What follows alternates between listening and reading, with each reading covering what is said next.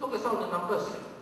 If you have 67,000, you have $604 for a male, $570. That's enough, right? If you have 20,000, you are looking at $215 for 20 years. So, to a low-income person, the difference between $176 and $215 means life or death, right? Nobody will opt into the scheme because you cannot survive on 215. How do you survive on 176?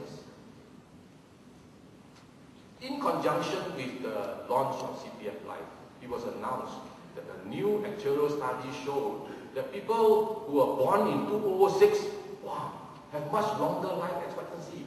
The males will live to 78, but the females will live to 82.8. But you know what's wrong with this? Are we talking about people who were born in 2006, my friends? No, we're talking about people who are 50 years old today. So what's the point of telling us that life expectancy at 2006 is got longer? We need to know what is life expectancy of people who are 50 years old today. So LS is nothing, right? Because the statistic does not gel the message. I already said this before. You read this in the Straits Times Insight today. I will say it today again. Right? I've said this in the Chao Pao, in my paper, in the Today newspaper, in the Straits Times. I've given more than 20 interviews since last Tuesday.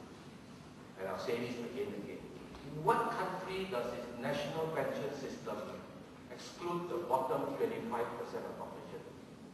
You know, the whole purpose of a national pension system is to ensure those that don't have money, right, can survive when they are old. And if you leave the bottom 25% out, you might as well don't have CPF Life because there's no life. Okay? They won't have money to do anything else, Alex, other than your favorite recreational activity because it's free. And according to Alex, I'm making to use some money also. I think at that age, kind of hard to make money.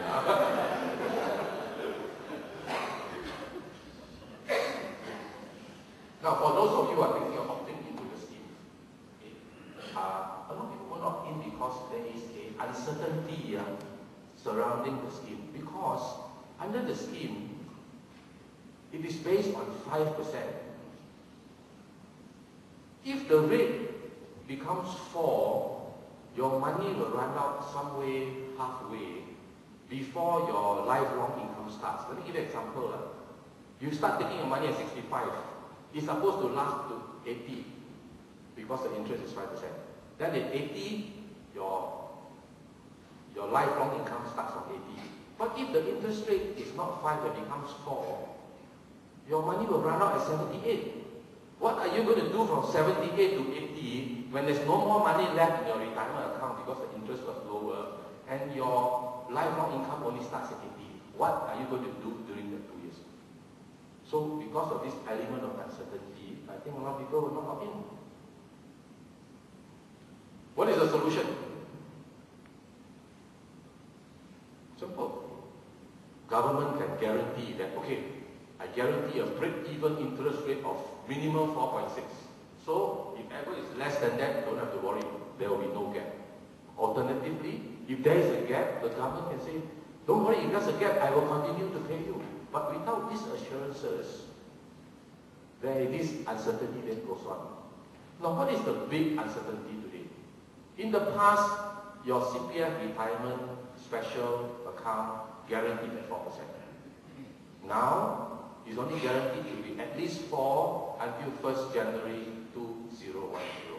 After that, the floor rate on all CPF accounts is 2.5. What does that mean? The lowest rate possible on all the accounts in 2 years' time is 2.5. So if the scheme is based on a projection of 5%, but the lowest can be 2.5, and the past it was 4, can you imagine the uncertainty that people may have? Why only guarantee 4% for the next 2 years? If you say the rate when back to government bonds may be higher, why don't you just tell us higher, give us more, but if it's less, still give us 4%? You know, go to the CPF board, you will see a cartoon booklet. It says, we will continue to pay you 2.5% on your CPF. Excuse me? You're not continuing to pay us 2.5%. You used to pay us 4%. And I'll show you the quote later. Nobody understands CPF Life because there are 12 options. How do you figure out the 12 options? To give you one example how difficult it is. Most people, we think, will choose the 65 option. Why? Because this one pays you the most money. It pays the most money to you, but the least money to your beneficiary. But if you choose this option, it's like a trap. Why? If you die just before 65, you will have lost 58%. So I just give you an example how complicated it can be. So what is CPF all about? Getting, keeping, and growing your money. Okay? How to get money? Work very hard. Of course, the Alex method may not be the most desirable one. No other means. Use your body. What is more important is I'm going to show you today how you can retire with $1 million when you're earning less than $1,500 a month and you never get a pay increase for the rest of your life. Shall I repeat that? You earn less than $1,500, no pay increase for the rest of your life. When you retire, you have more than $1 million.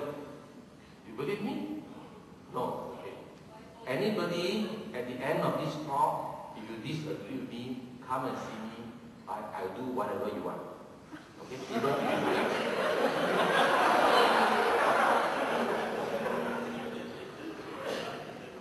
But let's first get some statistics right. Okay. Life expectancy today in Singapore is 80. What does that mean? Someone who's born has a 50% chance of being alive at 80 years old. By 2030, 4 in 10 will be 65 and older. So, aging population. Okay?